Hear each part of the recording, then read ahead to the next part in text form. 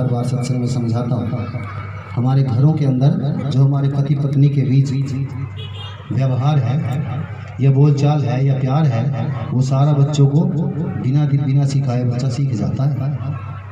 हम घर में कैसे शब्दों का यूज़ करते हैं, पत्नी के प्रति, बहन के प्रति, माँ के प्रति, बेटे के प्रति, अगर हम उन शब्दों को ठंडे दिमाग से सोच के बैठ के सोचें, जिन शब्दों का इस्तेमाल हम बच्चों के समक्ष करते हैं, तनाव में आकर के, क्रोध में आकर के, जिन शब्दों को हम बेटियों के सामने अल्फाज मुख से निकाल देते हैं, अगर हम ठंडे दिमाग से उन शब्दों पर विचार करें ना, तो खुद से घृणा आती है कि हम कैसी भाषा यूज़ करते हैं।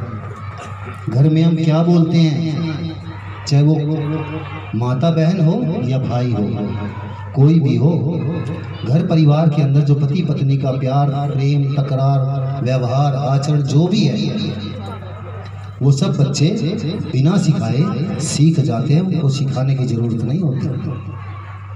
फिर कहते हैं मेरे जैसे संस्कार नहीं थे, इसके अंदर पता नहीं कहाँ से आ गया। ऐसा नहीं है। माता पिता के संस्कार अच्छे बुरे जैसे भी हैं, मैं ये नहीं कहता कि बुरे अच्छे भी, जैसे भी संस्कार हैं वो अच्छे हैं बुरे हैं, वो बच्चों में बिना सिखाए, बिना पढ़ाए, बिना लिखाए हो जाते हैं।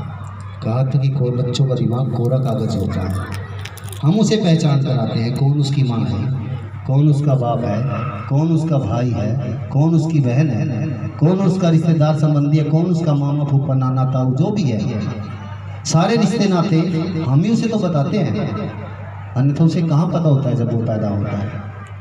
पहले माँ बताती है कि बेटा ये तेरा पिता है, ये तेरा भाई है, ये तेरी बहन है, ये तेरा मामा नाना ताऊ जो भी है, सबको सिखाती है। उसके बाद पिता जिम्मेदारी होती है, क्योंकि पिता ही उस पुत्र को लेकर आया है।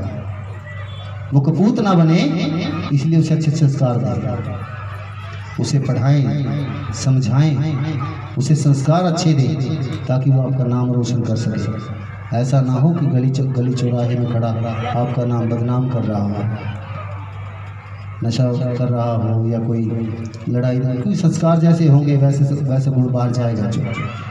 तो अपने माता पिता से मैं कहूँगा कि जो संतान को इस वक्त पाल रहे हैं, जो बच्चों को अपने पाल रहे हैं, अपने बच्चों के अंदर ऐसे संस्कार भिगोए कि आपको जो कहा जाता है, जो आपकी पहचान है वाल्मीकि, वो निष्कलंक है, तो आपकी भी जो अवस्था है वो निष्कलंक हो जाए, निष्पाप हो जाए।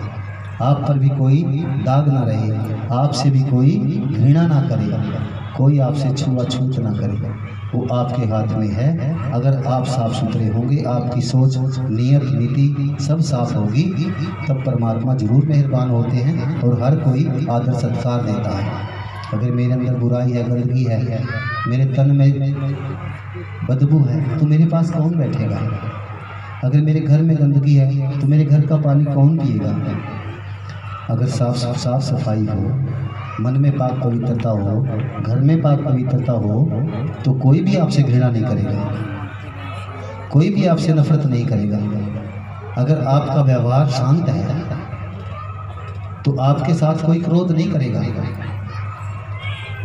हमारे बुजुर्ग कहा करते थे कि एक चुप 100 को हरा दे। कहा करते थे हमारे बुजुर्ग, एक चुप 100 को हरा दे। वो पता क्यों कहते थे?